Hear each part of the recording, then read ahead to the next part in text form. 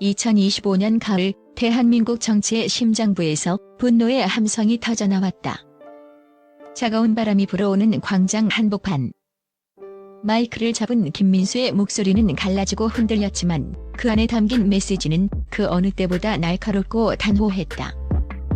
그는 거대 야당을 향해 맹렬한 비판을 쏟아내며 국민의 삶과 자유에는 관심이 없고 오직 권력 유지에만 혈안이 되어 있다고 목소리를 높였다. 그의 외침은 단순히 정치적 구호를 넘어 현 시대를 살아가는 국민들의 답답한 심정을 대변하는 울림이었다.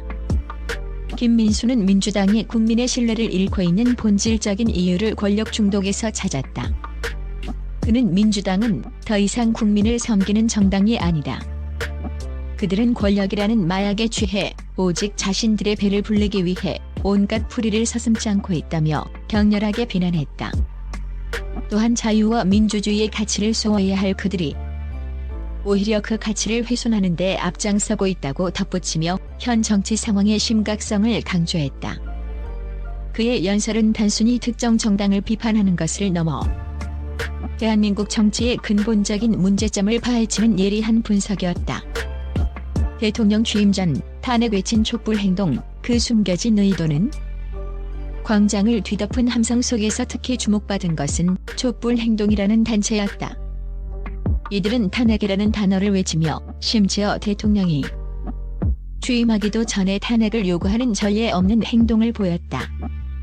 김민수는 이들의 행동이 대한민국의 헌정 질서를 파괴하려는 시도라며 강하게 비판했다.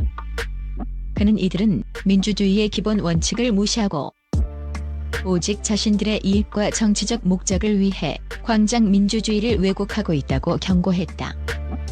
대통령의 임기가 시작되기도 전에 탄핵을 주장하는 것은 단순히 반대를 넘어 국가의 근간을 흔드는 위험한 행위라는 것이다. 또한 김민수는 촛불 행동의 배후의 숨겨진 의도에 대해 의문을 제기했다. 그는 이들은 과연 진정으로 국민을 위한 것인가?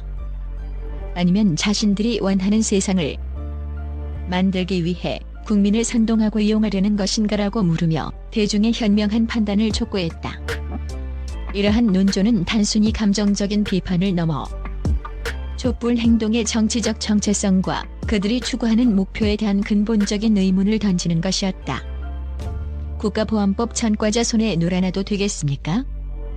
김민수의 연설 중 가장 충격적이고 뜨거운 반응을 불러일으킨 부분은 바로 대한민국이 국가보안법 전과자 손에 놀아나고 있다는 주장이었다. 그는 국민의 세금으로 운영되는 국가 시스템이 국가보안법을 위반한 전과자들의 이념에 의해 좌지우지되고 있다고 강하게 비판했다. 그는 이는 대한민국의 정체성과 자유민주주의를 근본부터 부정하는 행위라고 목소리를 높이며 우리의 미래 세대에게 어떤 나라를 물려줄 것인가라는 질문을 던졌다. 이 발언은 단순히 현 정부를 비판하는 것을 넘어 대한민국의 정체성을 지키기 위한 투쟁의 시작을 알리는 선언과도 같았다. 김민수는 국가보안법은 자유민주주의를 소화하기 위한 최후의 보루라며 그 중요성을 강조했다.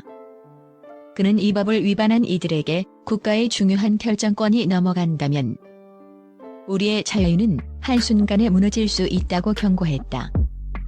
그는 또한 국가보안법 위반 전과자들이 대한민국의 정치와 사회를 조종하며 자신들의 이념을 강요하고 있다고 주장하며 국민들에게 이들의 위험성을 인지하고 경계해야 한다고 촉구했다. 중국 제도를 베낀 사법개혁, 그 안에 숨겨진 검은 의도.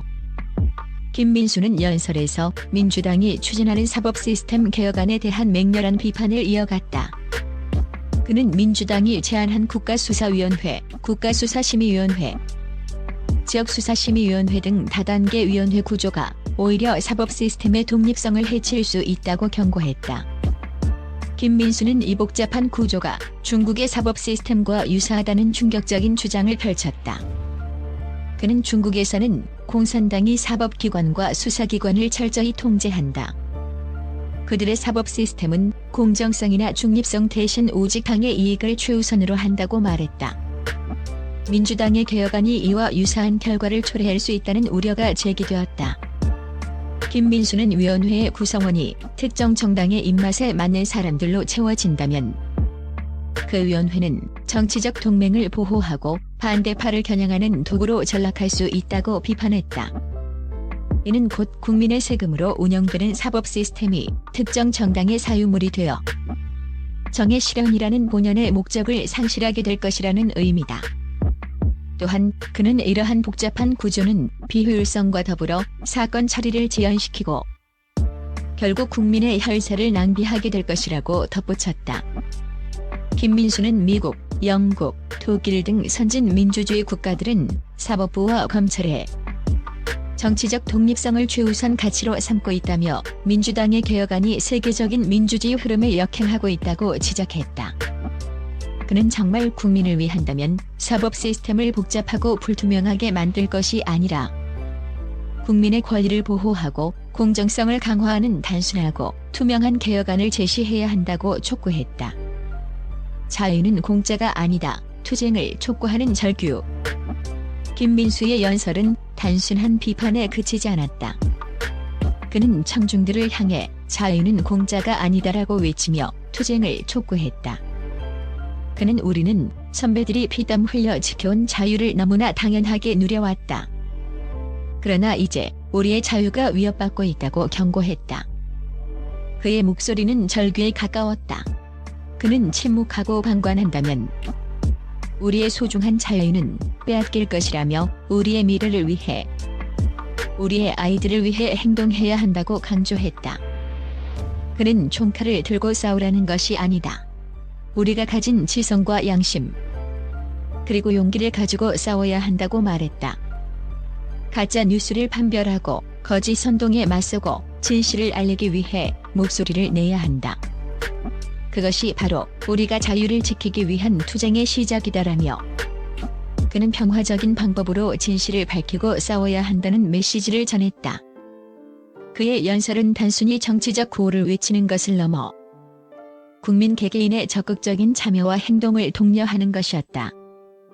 장동혁 대표의 등장, 그리고 새로운 희망.